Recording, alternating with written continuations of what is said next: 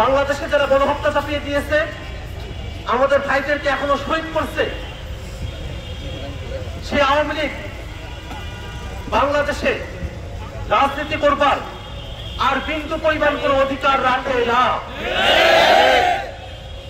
আমরা স্পষ্টত দাবি জানাই, আমাদের শহীদ ভাইয়ের লাশের শপথ নিয়ে আমরা বলছি, আওয়ামী লীগ বাংলাদেশে যদি কোনো অপ্রীতিকর ঘটনা ঘটাবার চেষ্টা করে, আমাদের শরীরের শেষ রক্তবিন্দু দিয়ে হলেও আমরা এই আওয়ামী লীগের বিরুদ্ধে লড়ে যাব। আমরা সরকারের কাছে আহ্বান জানাই,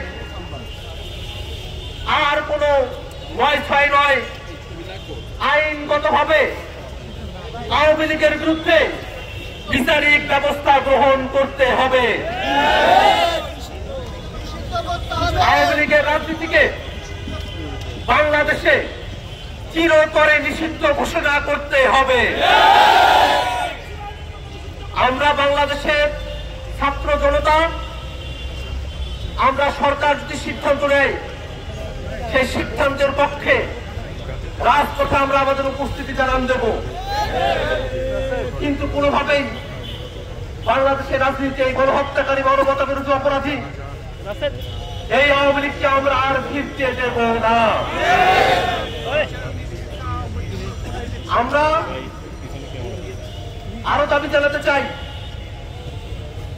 বাংলাদেশের এই খুনের ঘটনাগুলো যার নির্দেশে সংঘটিত হয়েছে, আজকে জাতিসংঘের রিপোর্ট আপনারা পেয়েছেন, সেখানে স্পষ্টভাবে এসেছে ওই খুনি শেখ হাসিনা নির্দেশ দিয়ে বাংলাদেশে এই গণহত্যা চাপিয়ে দিয়েছিল, মানবতা বিরোধী অপরাধ সংঘটিত করেছিল।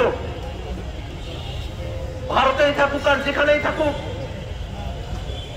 দেশীয় শক্তি, আন্তর্জাতিক পরিমণ্ডলের যে শক্তিগুলো আছে, সকলকে কাজে লাগিয়ে অবশ্যই শেখ হাসিনাকে বাংলাদেশে ফিরিয়ে নিয়ে এসে তাকে বিচারের মুখোমুখি করতে হবে। বাংলাদেশে আমরা বিশ্বাস করি, যদি একটি ফেয়ার ট্রায়াল হয়, ওই ফেয়ার ট্রায়ালে, ওই ন্যায্য বিচারে শেখ হাসিনার সর্বোচ্চ সাজা নিশ্চিত করা সম্ভব। অতএব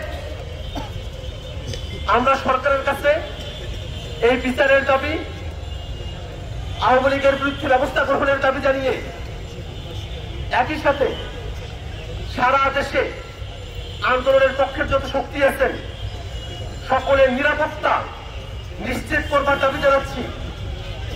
আমরা আজকে আমাদের ভাইয়ের এই মৃত্যুকে নিছক কোনো মৃত্যু নয়, আমরা মহান রবের কাছে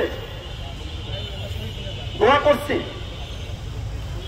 আল্লাহ রাব্বুল আলামিন যেন আমাদের ভাইকে শহীদ হিসেবে কবুল করে নেয়। আর বক্তব্য দীর্ঘায়িত করবো না। এ পর্যায়ে আপনাদের সামনে সংক্ষিপ্ত বক্তব্য উপস্থাপন করবেন বৈষম্যবিরোধী ছাত্র আন্দোলনের